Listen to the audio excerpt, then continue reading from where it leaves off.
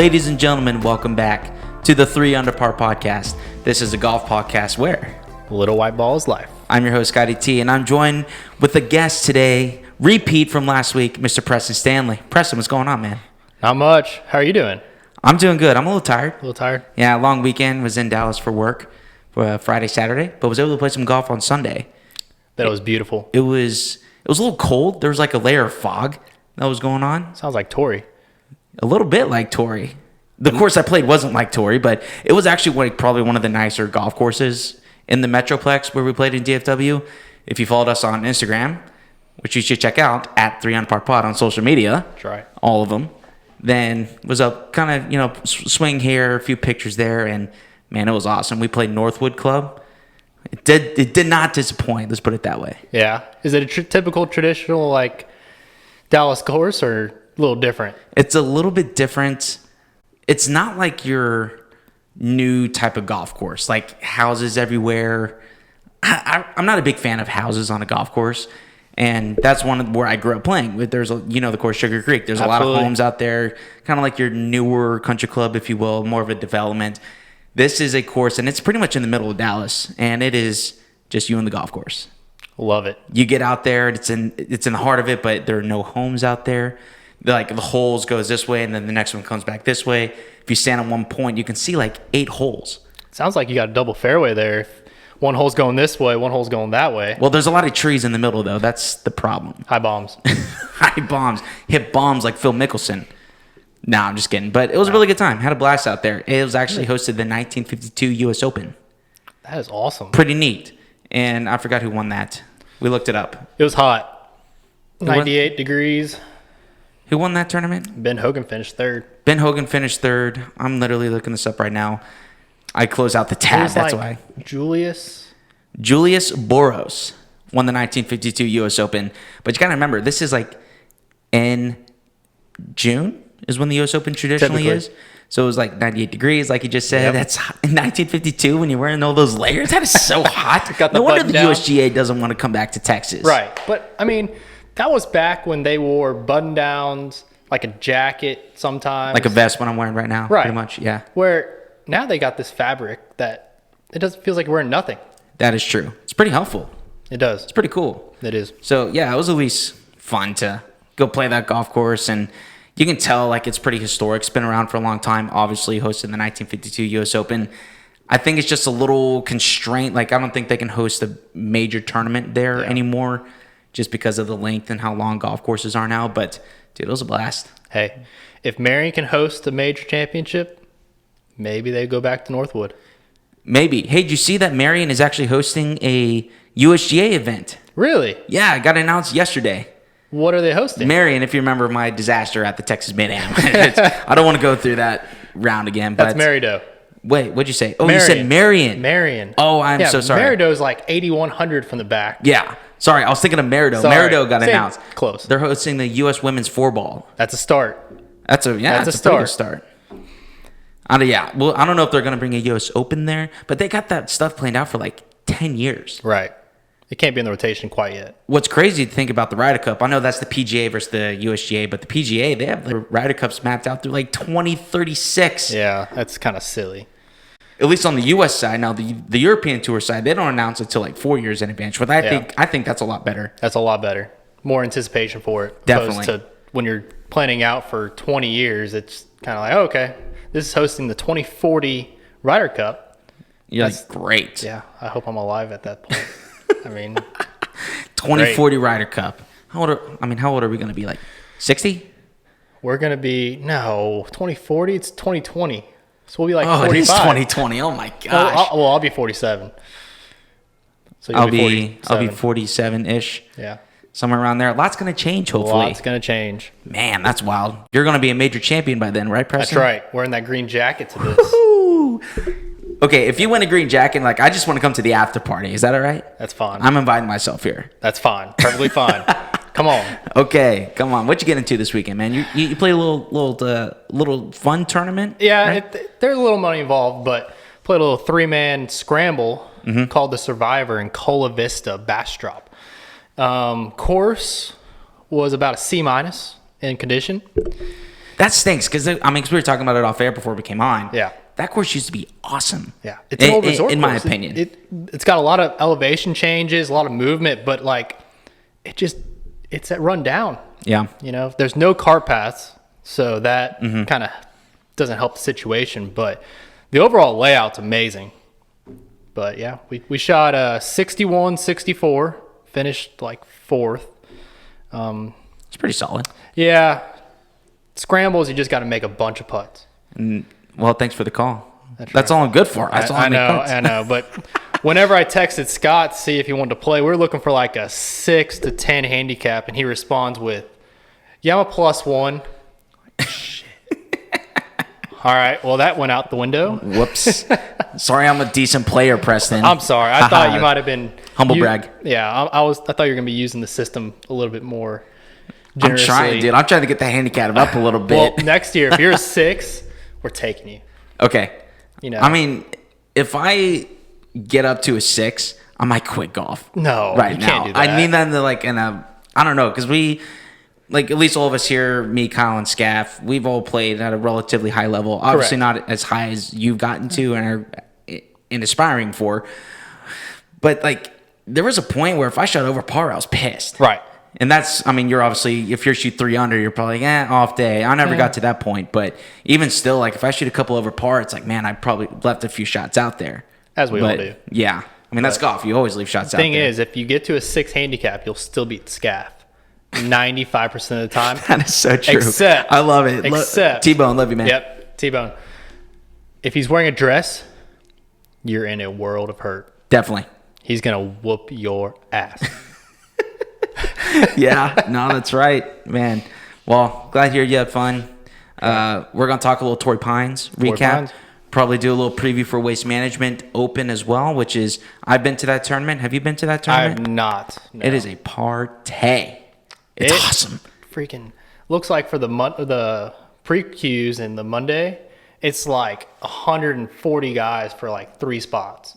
That's ridiculous. Yeah, no. I mean, what do you got to shoot? Like 62 to have a chance? I saw 61, and I think 62 got in one day, but 63 That's didn't. wild. Yeah, that makes no sense to me. Yeah, it's just silly. It's crazy town. Yep. So, follow us on social media at 300 Par Pod. That's the number 3, 300 Par Pod on Twitter and Instagram. And if you like this episode, subscribe, rate, and review. And if you're watching on YouTube, welcome. Brand new YouTube channel. Go check it out. Click that subscribe button. And if you like it, click the like button. The goal is to get to 1,000 subscribers because we would love to start making some money off of this. Full transparency on there. So we rely on you. So thanks for listening. Thanks for tuning in. So before we get into all that, though, we want to talk about what's been going on in the world in general. This is not golf related. It's the passing of the legend, Mr. Kobe Bryant. And I think this has shook the entire world. Golf, sports, just the entire world. And Tiger was asked about it during his round of golf. I think this is one of those moments where you're going to remember where you were when that happened. Where were you for the older generation? Where were you when JFK was shot? Right. Where were you on 9/11? I think this is going to be one of those, where were you when Kobe died? Where'd you get the news? And I was on the golf course. Same here. I mean, golly. I didn't believe it. I thought it would be just like a typo or someone hacked some media site, but honestly, I had heard that it was Kobe and his 4 daughters were all aboard the helicopter. And I was just kind of shocked. Like, I mean, that's crazy. But whenever it only came out with 1, it's still just heartbreaking that someone so young lost their life, and so did her dad. Mm-hmm. But, it's just came out of nowhere. It really did. For the 9 individuals who lost their lives in that helicopter accident, I mean, thoughts and prayers for all of them, because that is truly heartbreaking. Gigi, his daughter, was on that plane, as well as the other family. They're going to a basketball game. Right. That's what they did. That's right. And for such a great champion that Kobe Bryant was, really that generation between Michael and LeBron was Kobe. I mean, we were talking about it anytime. There's a trash can in the corner right there. If you throw a piece of trash in there, you go, Kobe. It's just, I hope that we remember him as a great champion for all of his faults and everything in between. It's he was, I think, what he was able to accomplish on the court was amazing, but what he was going to accomplish off the court was going to be even better. Absolutely. And that's one thing he talked about a lot. Absolutely. Yeah. I mean, it seems like he touched a lot more people than we kind of realized. Definitely. Tiger talked about it yesterday, and it's just kind of, he didn't believe it was real. Obviously Shaq, he looked at him as a little brother. And and Kobe's daughters were like little sisters and nieces to him. It just, watching all the NBA players yesterday kind of talk about him and the coaches, it's just amazing how much of an impact he actually had on just everyone. Definitely. The Mamba mentality. That's right. He's going to be remembered for his 80-point game against Toronto, 5-time major champion. I forget how many All-Star games, All-Pros, NBA MVP. I think it was 18. 18. That's 18. Off the charts. He played 20 years, 18-time All-Star. It's just, and going out with a 60-point game for his swan song, it was amazing. Kobe Bryant, we're going to miss you, man. Anytime I throw something in the trash and yell Kobe, RIP, man. Rest in peace. And to the Bryant family and all those involved in the accident as well. It's just tragic. Where were you when I was on the golf course? Same with you. And yeah, dude, I'm kind of with you. Like, when I first, there's been a few things. It's like, oh, you hear Eminem died? It's like, that's kind of a hoax. And when my buddy told me that, shout out to Ritas, I was like, okay, like, is this one of those things? And then he was like, no, dude, for real. I was like, oh, man, that was, I think I made a couple bogeys in a row when I was on the golf course there. Okay. Yeah. And also, too, I think the media kind of handled it irresponsibly at first, to be honest, just because in the age we live in with clicks and views and blah, blah, blah, saying that all 4 of his kids were on the plane. Like, I think it's one of those times where let's let the facts play out. Like, let's find out. Don't jump to conclusions. But that's just the world in the day and age we live in now. Unfortunately, it is what it is. It is. And, man, it's just, I was shook, man, watching SportsCenter last night, too. And, golly, I just can't imagine. I was watching the same thing that you were. I mean, I flipped it over because I honestly was going to watch the X Games because I was just interested in what was going on there. I mean, it's a little different. Right. But then they showed a bunch of videos of, like Pop. He was just saying, he's a great player, great competitor, and, may his legacy live on. Definitely. I mean, Kobe inspired so much with his no BS attitude. Don't make excuses, get it done. Man, hopefully he will be remembered for that. And I thought they did a pretty good job at the Grammys with the opening last night with Alicia Keys. I didn't even realize they were at the Staples Center. Yeah, that was nuts. Until she said this, we're in the house that Kobe built. I was like, oh, yeah, okay. That was interesting. Actually, I heard because there were a lot of people that were going to Staples Center that they had some trouble with like people getting in because there's a lot of celebrities at the Grammys and the people are flooding Staples Center to pay homage to Kobe Bryant. I'm sure that was just a mess across the board. But yeah, man, RIP. Rest in peace. I don't know what else you can say more that already hasn't been said. I mean, obviously we don't know him, but maybe this is not near at the same level. But in terms of the golf world, this it does remind me of Payne Stewart a little bit. A little bit. Going down in that car crash after he won the U.S. Open, where he tells Phil like it's okay because you're going to be a father. And the fact that he was going to. Didn't he was he going to be playing on the Ryder Cup team or just played on the Ryder Cup team? I think so. Yeah. And because they pushed through. No, they pushed the Ryder Cup year. That was 9/11. That was 9/11. Right. But I think he had just got done playing in the Ryder Cup, and he was flying back, and the cabin lost pressure, and everyone just passed out. And it's very sad when something sudden like this happens. I mean, I've had it in my personal life as well. It rocks you a little bit, and I think the best thing that I'm kind of glad that the NBA played their games yesterday because that's what Kobe would have wanted at the end of the day. Absolutely. Kind of that no excuse, like let's play through, let's play ball. That's what he loved to do, and that's what he would have wanted his friends to do on the court as well. Yeah, and watching the NBA games yesterday, I mean, it seemed like every team took a 24-second shot clock violation. Which is great. Which is for his number. And then also a couple did an 8-second backcourt violation in honor of his 2 numbers, which I thought was great. But Do you think they're going to ever play basketball games on this day, on January 26th ever again? Was it 26th? Yeah. That's a good question. My initial reaction is yes. Yeah. Partially because it's very logistically hard to do. Yeah. As well, just with the scheduling, because there's so many games in the NBA.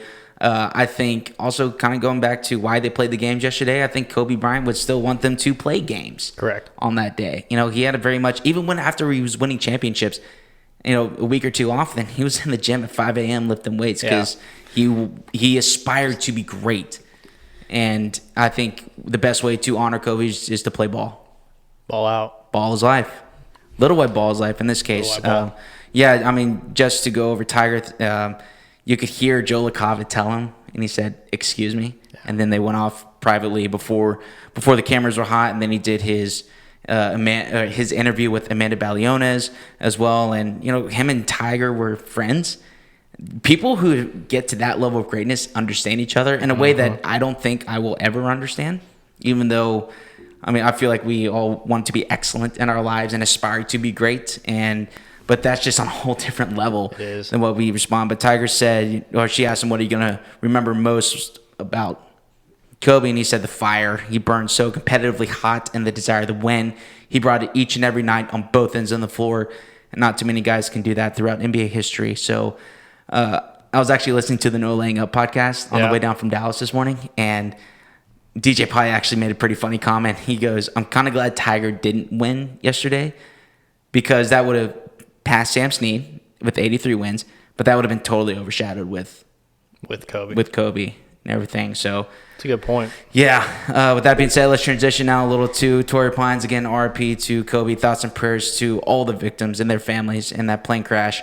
It's pretty devastating. And so I guess transitioning now to some Torrey Pines. I wasn't able to watch a lot of it, but Mark Leishman comes out on top. Aussie, on Aussie Day. Man, he is a very good player. I don't think people realize how good he is. He plays hard courses better than most people.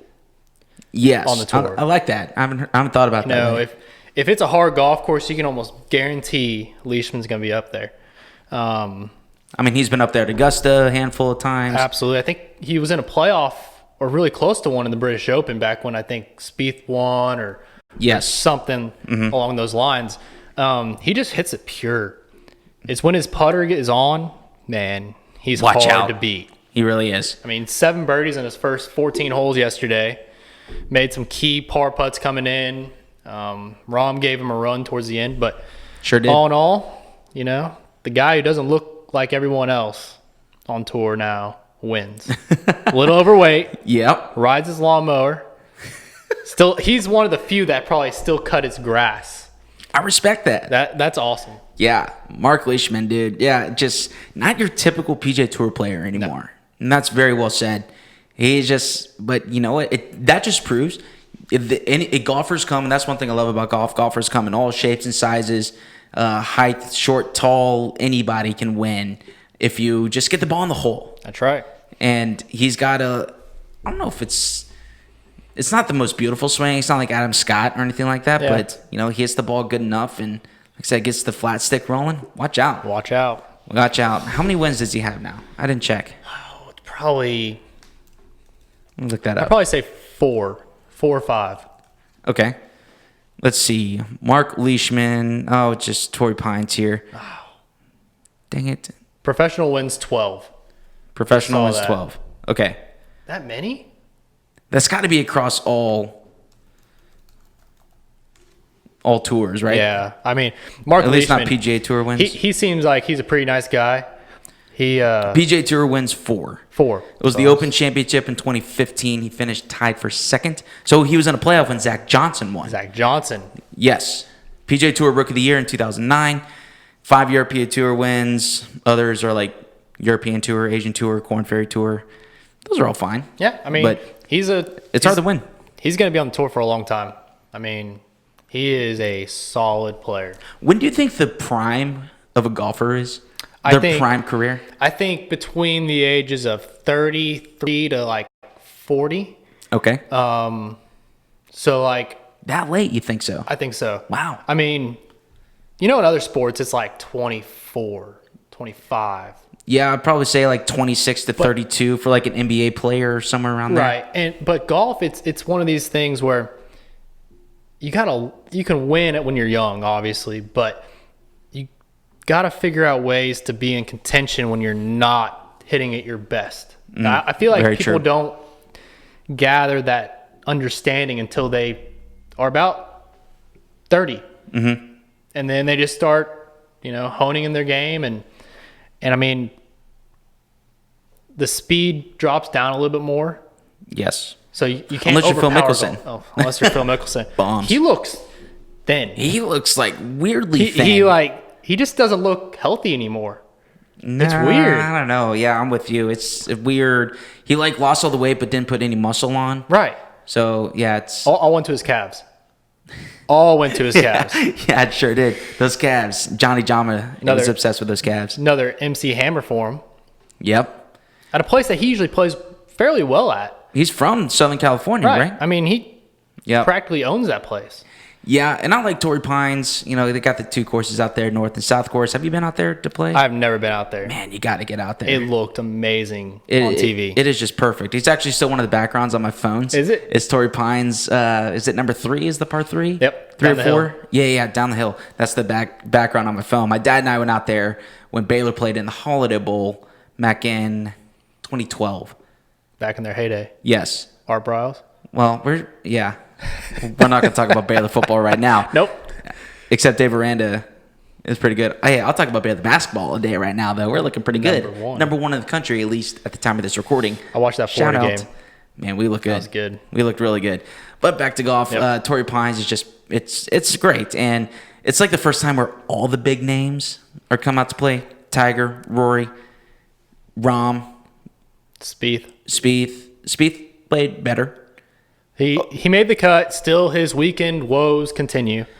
Yeah, I don't want to necessarily get into Spieth. We need to set aside some more time for that. That's like a whole podcast. Yes, no kidding. But actually, I saw he dropped out of the official World Golf Rankings. He dropped out of the top 50 for the first time since like 2012 or 2013. Wow. That just shows how bad that he has been playing, frankly. He from what I saw, his putting numbers last year, I think, was it you that might have said this last week? No. His putting numbers last year in 2019 were his best numbers on tour since he came on. And that 2015 year of putting is legendary. He made everything he looked at. Yeah. For it's crazy. 18 months. I've never seen anybody make more 20-footers in my life. Oh my gosh. If you made that many 20-footers, you probably win like 2 or 3 times on PGA Tour right now, right? I've done that like 3 times in my life where it was like Kobe, RIP, from 20 feet every time with my putter. The awesome. cup just looks like it's a foot long or 2 feet big. Yeah, it's a bathtub out there. Yeah. But I mean, Spieth, he's gonna get it back eventually. I hope so. I think he's just got to bring it back to reality and just go back to what works for him. I think he's too much involved in the technology right now, and his swing is not interesting. I mean, he needs to go back to being feely. Yeah, you know what I mean. We're both pretty much field players. Mm-hmm. We don't like to sit out on our phones and watch our swing over and over and critique it. We just like to have a feeling and go. I think there is some value to that, though. Yeah. Even being more of a field type player, it's like, that just doesn't look right. Let me try and then feel something a little bit different. But Jordan, I hope he figures it out quickly because I picked him for the players too. Oh no! So yeah. But Rombo, dude, he is something else. He needs to just set himself up to be 3 shots back of the lead, so he can go dead aim on every hole. I think he gets into the lead and then just starts playing defensively, and that is not his game. No. I mean, that's not in his blood. He's from Spain, They're fiery. Oh, they want to go at everything. Yes.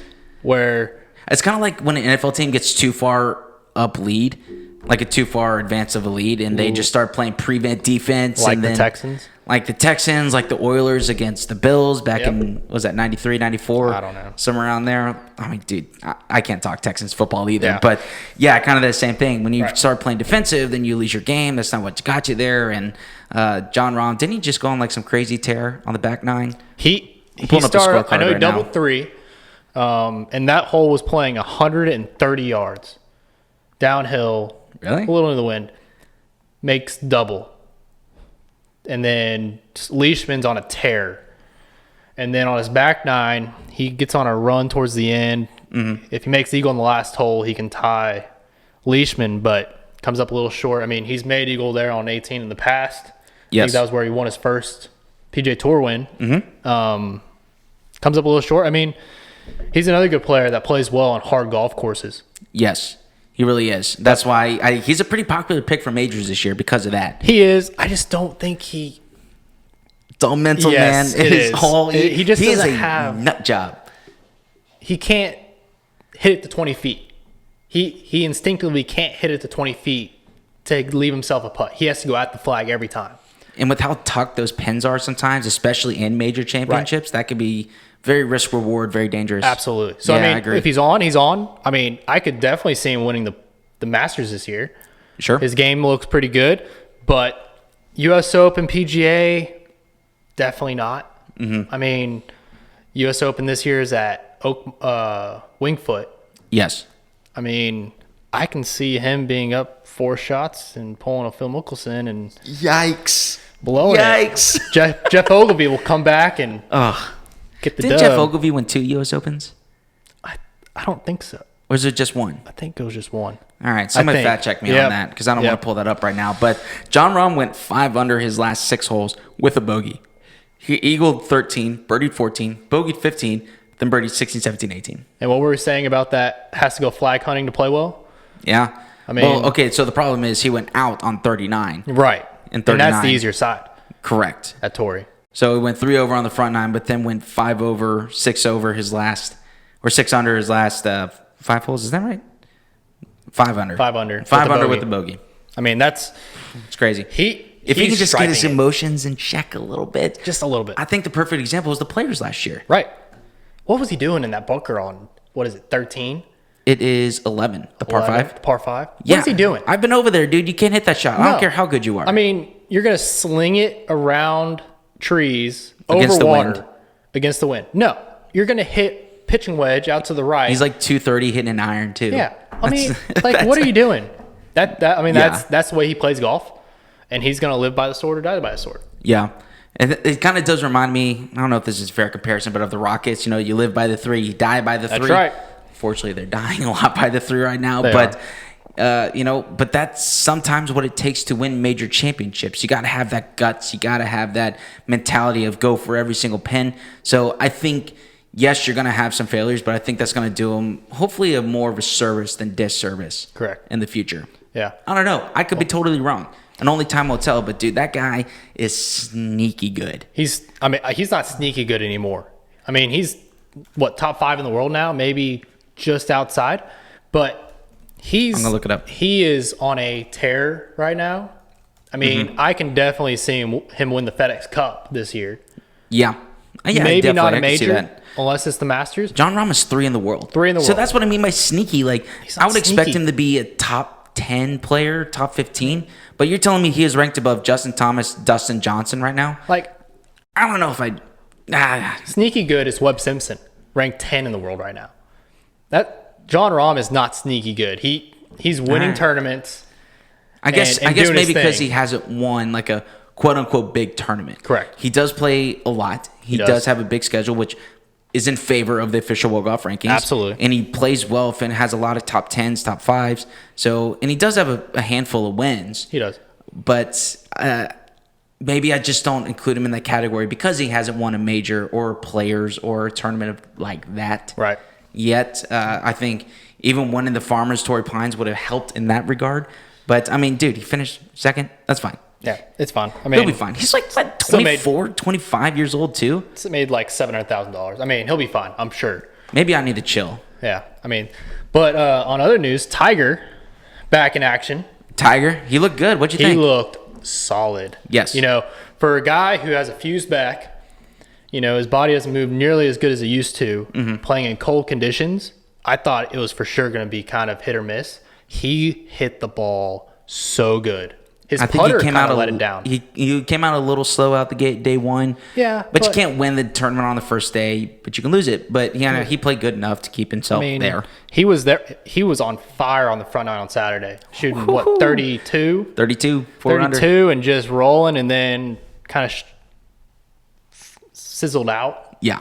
Towards the end, shoots 69 or 70. Mm-hmm. But the interesting about Tiger. I watched on maybe Friday and Saturday. Friday, he plays with Colin Morikawa. Ooh, he's good. He's good. They showed a picture of Colin Morikawa in 1997. So it had Tiger winning the Masters, putting his jacket on. Okay. Morikawa was born in 1997. That was awesome. And then I can't remember who the other guy he was playing with that day. That's wild. But then on Saturday, it is like Matt Baker and Tyler McCumber playing with Tiger Woods. It's like, what? What are these guys doing playing with Tiger Woods? I'm sorry, who? Tyler McCumber. He played on the those guys both might be Korn Ferry Tour graduates from last year. Okay. And then on Sunday you got JB Holmes and Tom Hogue playing with Tiger. Like, Tiger's playing with some guys he's never even heard about. Yes. It's kind of crazy. Which is great for Tom. Is it Hogue or Hoagie? Tom Hoagie. It's Hoagie. Right. Hoagie. So Tom Hoagie. That's right. He finished 5th. Right. Great for him. Played really well. You get to play with Tiger Woods at one of Tiger Woods' favorite courses in Torrey Pines, where he is just like bent over that course so many times. No big deal. It's like them and Bay Hill. He just has like a billion wins. He's like a combined 17 wins, I think, at those two places. I think it's 16. 16? I think. Okay. So me and my buddy were talking about this. He has 8 wins at Bay Hill, and he also has, I think, 8 at Firestone, the old WGC Bridgestone Invitational. Yeah, Bridgestone Invitational. But he has 7 wins at the Farmers Insurance Open. With the U.S. Open. There it is. Okay. So, he had 10 years of 5+ wins on the PGA Tour. That's crazy. Most people only win once every 3 years. I mean, look at guys like Kevin Na, who's been out there on tour. He wins like once every 8 years. Or Charles Howell III. He went like over a decade in between wins. Yeah, exactly. Oh man. And he had won 5. He had 5 wins in 10 years. 5 or more wins in 10 years on tour. That's unbelievable. He's so good. Tiger's one of the GOATs, man. He is. He really is. But, pretty stacked leaderboard, I think, at the end. Brent Snedeker, he was actually one of my picks. I told my old roommate Buckley, shout out to Buckley. He's a subscriber to the YouTube channel, so shout out to Buckley. I said, hey, Brent Snedeker is a pretty good pick, and sure enough, he finished T3. Rory McIlroy is up there. Good to see Bubba in the mix. Patrick Reed, nope, not a fan. Tony Finau, Max Homa. I love Max Homa. Max Homa's a man. He roasted me on Twitter, so shout out to Max. That was awesome. He's like the king of Twitter, like over the past month. He dominates at least golf Twitter. Yeah, it's great. He's the man. Him and Club Pro guy are killing it right now. Yes, for sure. Shout out to those guys. Killing it. I like seeing Maverick McNeely as well. Absolutely. Coming out a couple years now out of Stanford, had a great career there. Even seeing Bo Hossler when he finished top 10. Boho, Patrick Rogers. He's been kind of a disappointment, I think. Absolutely. On the PGA Tour, considering if you follow golf, how hyped he was. He was. Also coming out of Stanford. He was supposed to be like the next Tiger. Yeah, seriously. I mean, it was his career up until that point was very similar, except for maybe not as many USGA wins.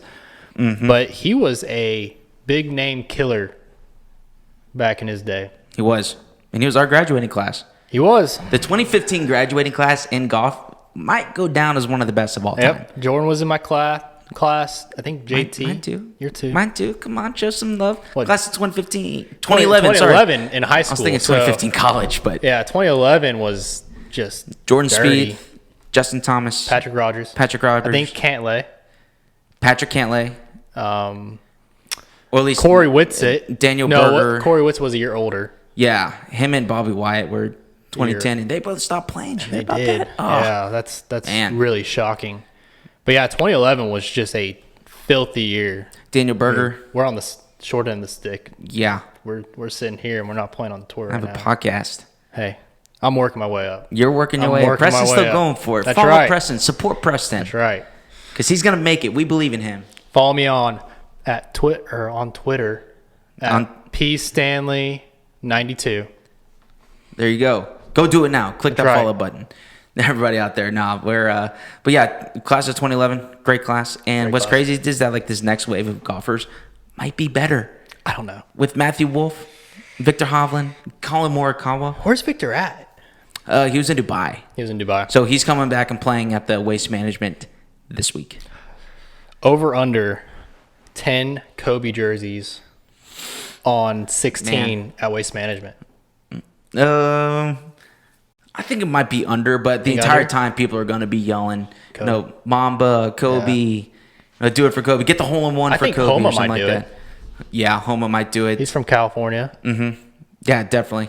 He had a few tweets out there. There are a lot of tweets. I just exited out of the tab of the responses, but the outpouring from at least the golf community. I don't think Kobe identified with many golfers outside of Tiger Woods, but point is that Kobe just inspired greatness. Absolutely. And that's what people wanted to aspire to. And so even though a lot of people never met him, especially on the golf side, they're like, man, I want to be a champion though, like Kobe. Exactly right. And I think under 10 jerseys for Kobe, 10. But the entire time, I mean, people are just going to be yelling Kobe. Yelling it. The entire time. But yeah, is there any, okay, before we move on from Torrey Pines, how about the video of Tiger Woods almost holing out? That ball was in the bottom of the cup. It went in for it felt like an eternity. Yes, they did like the slow motion on CBS. And then it just kind of pops out. It says, nope, you got to hit this one more time on this hole. It started spinning too. It was still spinning when it came out of the hole. It was weird. Yes. But that was weird. I mean, like I said, Tiger's swinging at it fantastic right now. Yes. And I don't want Tiger to win now. I want him to win at the Masters. You want him to win the Masters? I just picked Rahm for the Masters. I know, and I didn't pick Tiger to win any majors this year, but I'm still pulling for Tiger to win. Imagine if Tiger gets his 83rd win passing Sam Snead at the Masters this year. What if let's go. Tiger wins at Winged Foot, where that was his first missed cut in a major in forever. That was like a month after his dad died, though. I know, but that would be That would be a little poetic. But he's going to get it before that. I can already tell you that. Yes. He's going to play way too many. I mean, I could see it down in Mexico. If he, if he hits the ball as well as he is, make a couple putts, you know. Mm-hmm. I guess maybe he's got to get the body feeling good. Like I said, with his spine fused together, colder weather, probably takes him an extra 30 minutes to get going. At least. Yeah, and then, walking in between holes back and tighten up at any point. Exactly. So, yeah, definitely want to make sure he's healthy and peak at the Masters, peak in the majors. That's what we want from Tiger at this point. And because he's going to pass Sam Snead at some point. It's only a matter of time. Well, I would love for him to pass Jack. I really would. No disrespect to the Golden Bear, but Tiger being the all-time major champion would be massive. It would be great for the game. 100% agree. Great for the game. So a little golf gossip here, though, golf. real quick, and then we'll give a little preview for the Waste Management Phoenix Open. Usually T-Bone handles this golf gossip, but Preston, because I didn't know about this, you brought it to my attention. Take it away. All right, so European Tour playing over in Dubai. Guy shoots 77, third round. Sebastian Soderberg. Which that's not what you want on moving day. No. They call it moving day for a reason. You move up or down the leaderboard. He moved out of it's probably third to last and into DFL. Yep. So says, screw it. I'm going to go play my final round super fast. Ends up doing it in 97 minutes. Played 18 holes on foot, 97 minutes. Shoots 75. So he played better when he played slow than he played slow. Yeah. And I mean, just tore it up. I mean, if you're sprinting, he was sprinting between shots. 75 is a pretty good score. Yeah. I mean, the heart rate's take going. 75. I mean, you're probably not thinking about it as much. No, you're just clearly not. Flag in or out. I'm trying to get to the next tee box. Yeah, especially nowadays, leave the pen in altogether. Is that good? You said? No, oh wait, it's European Tour event. I got to tap it in. He said, I just try to play as fast as possible. I felt like it would be a fun thing to do, and I didn't necessarily think it would hurt my game too much. And it didn't. I got to respect it, man. That's right. What's his name one more time? Sebastian Soderberg. Sebastian Soderberg. Because I can never pronounce Joaquin Neiman's name correctly, they give me a hard time about it. So that's why I wanted to hear you say it one more time. Sebastian Soderberg. So shout out to him. That's right. Setting a record, 97 minutes. Slow. We were saying, I don't know if I can play that fast by myself in a cart. He might have played faster on 18 holes than Bryson in 4. Maybe. I mean, Bryson was put on the clock. He was playing the final group over in Europe. Did you see that one video of him swinging so hard that he like almost fell out of his shoes? Dude, the guy's such a clown show right now. He's just doughy. He looks like he's eating pizza for like a month and also hit the gym. It's weird. Yeah, it's very strange. Good. So, I guess speaking of Bryson, let's transition now to the Waste Management Phoenix Open. That's right. Like I mentioned, I've been there. It's a party. It's a party. It does not. Lots of pizza. It does not disappoint. Not a lot of working out. Yeah. Story of my life. A lot of pizza. I had pizza last night. Did you? I did. I didn't. It's a Domino's. Shout out Domino's. Cut the check. Yeah. And I was chilling with my boy up there. Shout out to G. The unofficial sponsor of the 300 Part podcast. Domino's. I don't know if I want a pizza brand. I mean, I'd rather get like a Callaway or Titleist or something like that. I guess it's maybe better than Papa John's. Yeah, at least for right now. Yeah, we don't. I still love their pizza though. I'm not gonna lie, I love Papa John's cheese pizza. I'm not a cheese pizza better guy. But yeah, so Waste Management Phoenix Open because Bryson and Victor Hovland are coming over from Dubai to play in Phoenix. That's right. Again, it's just a massive party. Pretty good field, I believe. Let's see who's playing. It's usually pretty good. Preston Fowler won last year. Let's see. Preston Mix and Match Champions, CBSSports.com. Ricky Fowler, JB Holmes. Why did they mention Kyle Stanley? Hey. Kevin Stanley. I like Kyle Stanley. He's my fellow last namian. I think. No relation. That's your boy? No relation at all, but. I'm just curious why they made those names first, because John Rahm is in this field. Justin Thomas is in this field. I'm sure Hideki's playing. They also mentioned Kevin Stadler. Sung J M. Oh, yeah. Kevin Stadler. He's a staple on the tour. Yeah. Maybe a doorpost. Kevin Stadler. Jeez. You know, it's crazy his dad won the Masters. I know. Yeah, speaking of all shapes and sizes, man. For real. So last year, what stuck out to me about Waste Management was that's when all the rules controversies really came together. With the flag being in, Ricky with his drop. Was it an illegal drop? The caddies lining up behind the players. Behind, Denny McCarthy? Denny McCarthy, yep. Yeah. Great call. There was a lot of stuff that went on with the Waste Management behind, obviously the party on 16. And hopefully this week it'll go smoothly. Mm-hmm. We might have some dramatics on 16. That'd be awesome. That'd be great. We'd love that. But, okay, here's a little bit better field from this. This is DraftKings. Yeah, Gary Woodland. Gary Woodland, John Rahm, Justin Thomas, Xander, Webb Simpson. Except top 10. Very sneaky. Right. Matt Kuchar, the cheap guy. Hideki. He's almost won there a couple times. He did win it. He did win. He did win. Yes. It was Ricky Fowler got really close a couple times. Yeah. Then he finally got through. Yeah. Colin Morikawa, Matthew Wolff, Brant Snedeker. Oh, wow. Spieth is playing in this one. I thought he didn't usually play in that. Wow. Cameron Smith, Scotty Scheffler, Bubba Watson. Siwoo Kim. Dude, he is. That's crazy. He won the Players. Can you believe that? He WD'd at the Sony after shooting like 86. I know.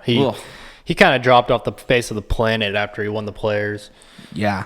But. Or no, it wasn't Sony. It was the American Express. Excuse me. Yeah. Fact check. So, let's see. Phil's not playing in this one. That's shocking. Yeah, he usually plays in it. He usually plays. Must be working out.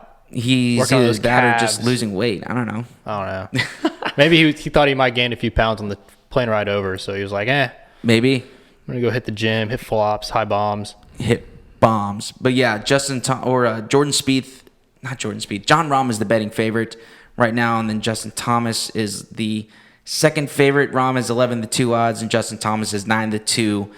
Is there anybody who jumps off the page for you who you would pick to win this tournament? I mean, Ricky played really well up at the American Express. He did? I mean, his swing is looking really good, too. Speaking of someone swinging it really well. You put a lot of work into it in the offseason. try to get that club a little less laid off. And he's got some weird action at the top of his swing. Yeah, I like it. I mean, if he's a great putter, it's just if he can get it rolling with his irons, he could definitely win. Also worth noting, this is where Matthew Wolff made his PGA Tour debut as an amateur. Yeah, M-Dub ain't winning this week. You don't think so? No. He played pretty well last year. No? Okay. Let's see. People who, I don't know. I mean, Justin Thomas, I like him anytime he tees it up because I love his game so much. What about Answer? I mean, Dude, he's sneaky. Answer he's could also, I've used that word win. a lot today. I wasn't planning on that, but he's great. You know, Answer. I like. No, he's like not him playing. A lot. He's not. He's not playing. Despite a big chunk of names, Koepka's not playing. Reed. Why do you think Sergio here? Sergio Stinson. I mean, Abraham Answer. I'll give you that. You know, I mean, Stinson's still solid, but that's a bummer. I mean, Scotty could win. Scheffler. I am a big fan of Scotty Scheffler. I could definitely see him winning over he played well up at the other desert golf course, and he sure did. Palm Springs. So why not this desert? The Waste Management Phoenix Open is just a whole different ball game in general because of the crowds. Like I said, it is a big party. You hear the number of just on Saturday alone. Generally, there will be 200,000 people that are at that golf tournament on that golf course that day. Again, that's a number. You're like, okay, like it's a lot of people, but I tell you what, when you were there, that is a lot of people. I mean, holy shit, it's crazy. I want to know like the average attendance per like PGA Tour event. It's not 200,000. I know, because I've been to a few other PGA Tour events. Yeah, and I just couldn't imagine 200,000 people in one day at the event. It is unbelievable. I bet it's just like a big tailgate kind of before like the Super Bowl. Yes, it's wild. It's nothing like I've ever experienced before. And especially going on 16. Now, we didn't go on to 16. Well, the crew that I was with, we had a late night out in Scottsdale, downtown Scottsdale. Yeah, so it happens. We were running a little slow the next day. But in order to get a spot on 16, you got to get there at like 4:30 in the morning. And remember, it's desert weather, so it is freezing cold because it gets really hot in the afternoon. And so you're freezing your nuts off just standing there in the cold. You got to wait about, if you get there at 4:30 or 5 o'clock, gates open at 7. So then everybody who's waiting in line, it is a massive line. You sprint to 16. And that's like a mile away because it's a golf tournament. It's a big venue. Soderbergh would have done it.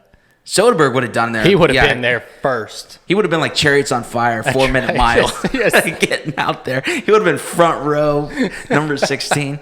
But, dude, if you don't get there, like, right when everybody's sprinting, and remember, it's dark outside, too, and so you're running, blood pumping. A lot of people like myself are out of shape, so then you slow down, and it's just crazy town.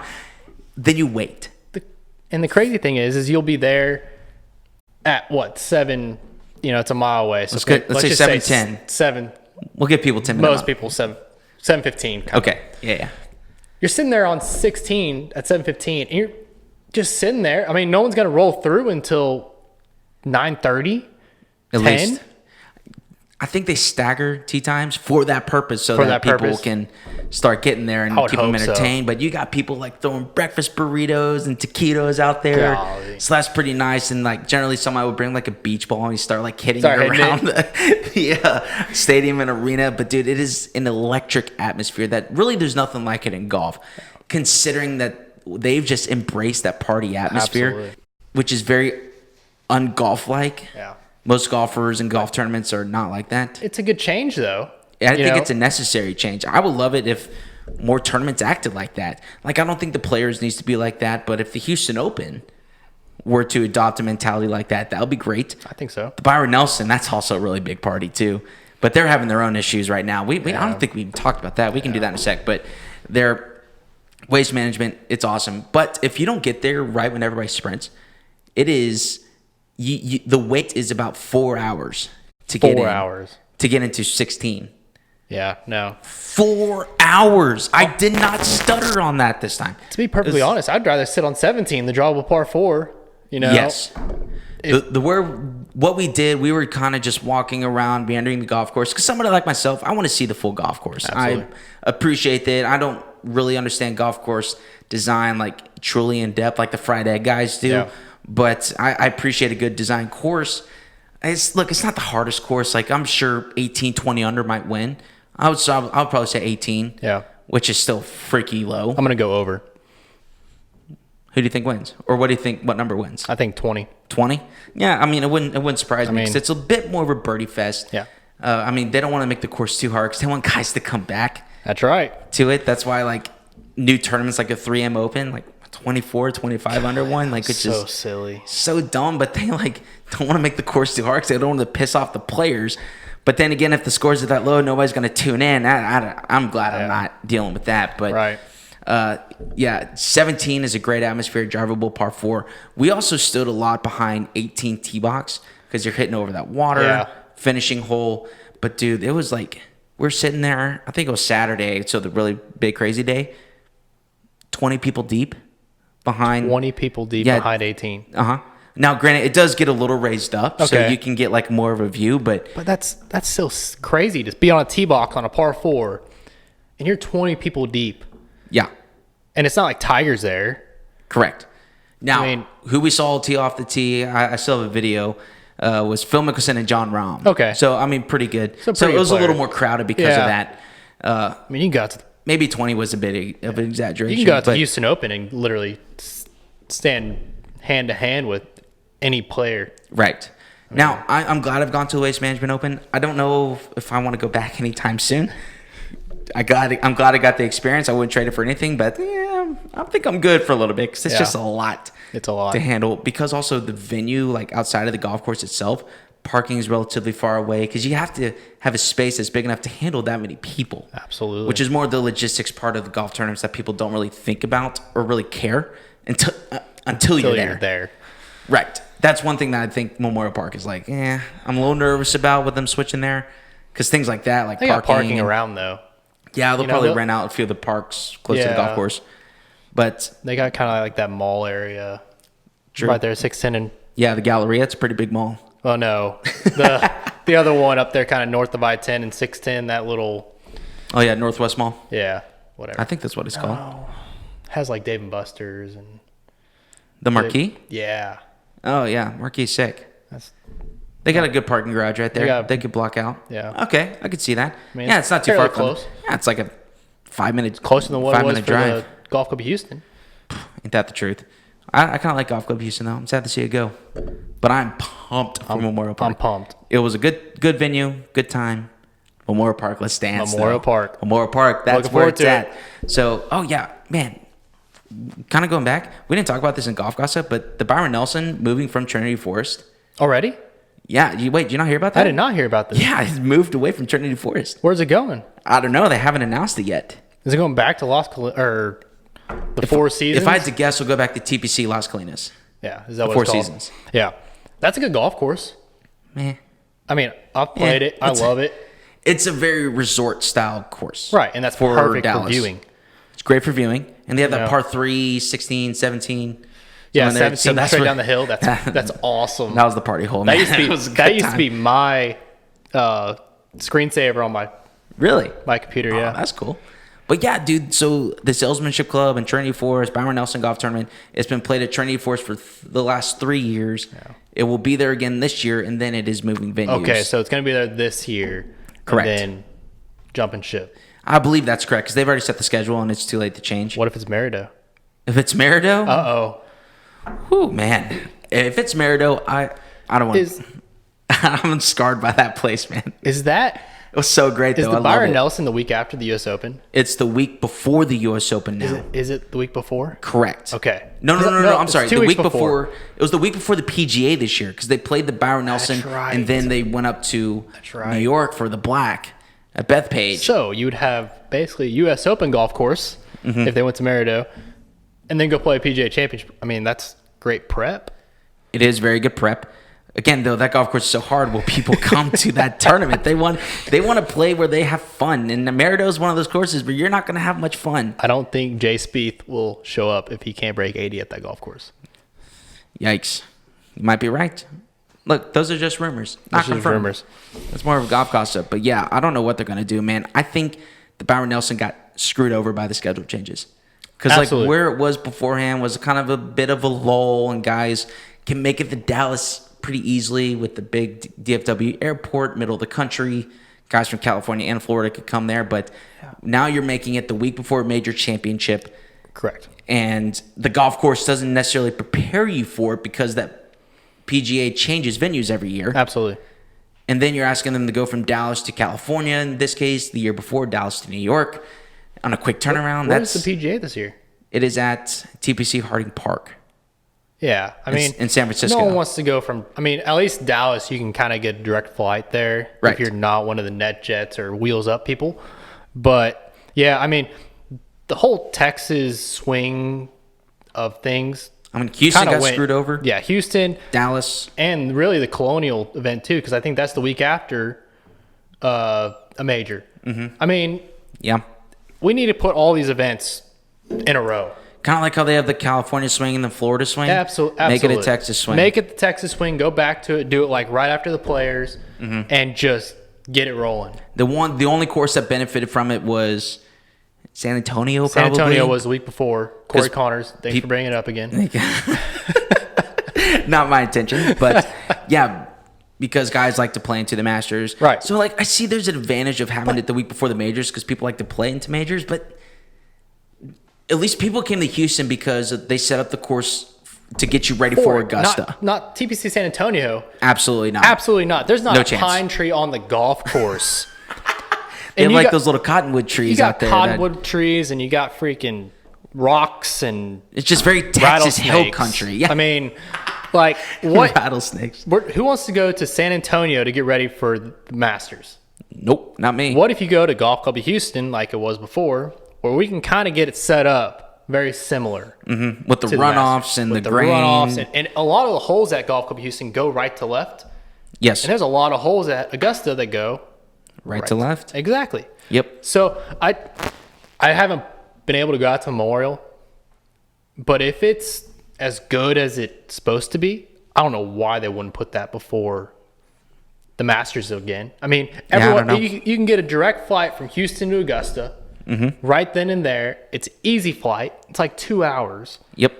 Opposed to going from San Antonio. Well, I mean, San Antonio is not that much farther away. It's probably like extra 20 minutes. It's not a golf course you want to go play before the Masters. I really agree. Yeah, Texas, the state of Texas in general has gotten screwed on this, to be honest. They got the shaft. They really did. And frankly, so did a lot of other tournaments, especially when they moved the WGC from Firestone, we were talking about that earlier, to Memphis. Memphis in July. Oh, gosh. I mean, they need to be sponsored by We were talking about the Monkey U.S. Butt. Open in 1952, how hot that was. I mean, that's pretty much the same thing. Same thing. Goodness gracious. And then they have the RBC Canadian Open the week before the U.S. Open. What's up with that? I mean, let's go to Canada right before we go play the U.S. Open, which could be anywhere. I don't like that. It's kind of funny to me how they're trying to make it, at least the Canadian Open, to like Canada's national championship, but that's just like a regular week on the PGA It's a regular Tour. week. That's right. I mean, it's another tournament. But Rory McIlroy won. Cool. What did he shoot, 60 or something like that? He was on 59 watch. That's the only reason why I watched it. That's same here. Goodness gracious. He was rolling. Yeah, it sure is. Well, we kind of went on a little rant there at the end. We got a little off the rails, but I don't know what the Bryon Nelson's going to do because I've been to that tournament. It's been a fun tournament. I didn't go there when I was at Trinity Forest, but hey, oh well. As long as they stop inviting Tony Romo, I'll be happy. They have so many good golf courses in the Metroplex, though. They do. But as we mentioned, though, there's a lot more to it. I understand that. How many can host a PGA Tour event? Not many. Not many. I mean, I mentioned Northwood earlier. It's too small. Too small. It's literally too small. Merido actually might not be a bad place because they do, on the other side of the driving range, it's like a really long, windy drive in. Oh, really? So there's a lot of space for parking. There's also a school right across the street. So they could probably use that in the summertime for parking as well.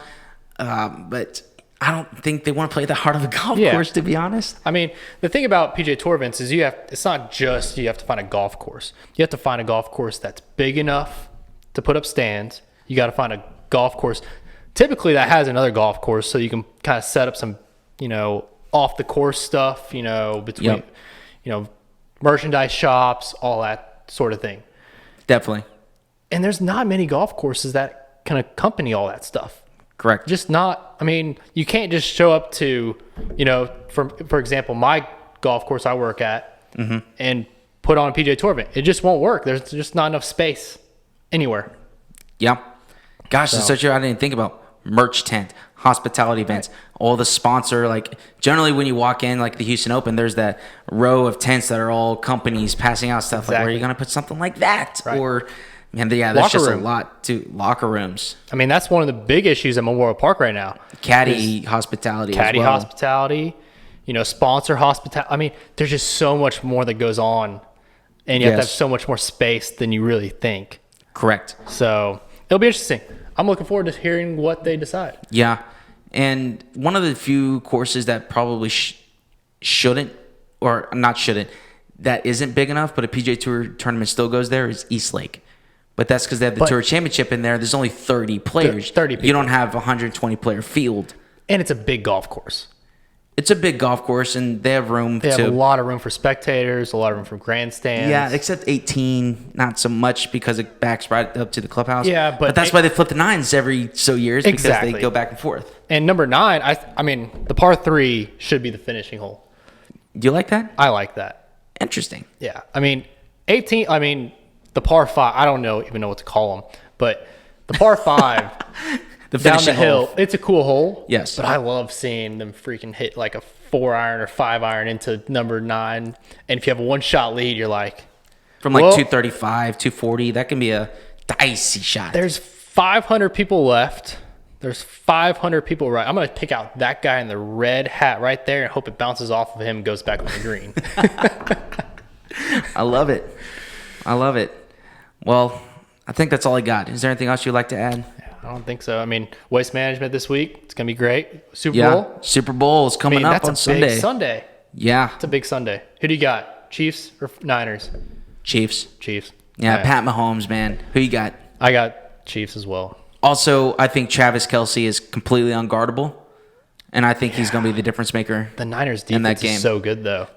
Travis Kelce is that good, too, man. My instructor's a huge Niners fan, so I'm kind of going against him right now, but I think Chiefs are going to win this year, but I think the Niners are about to get on a tear. Look, they got a young squad, at least with Jimmy Garoppolo, is it Joey Bosa? Nick Bosa on the D-line. That running back's so good, too. Yeah. Mozart's or Mossert? I don't even know how you say it. I can't pronounce the last name. Sorry. Name it. Out there.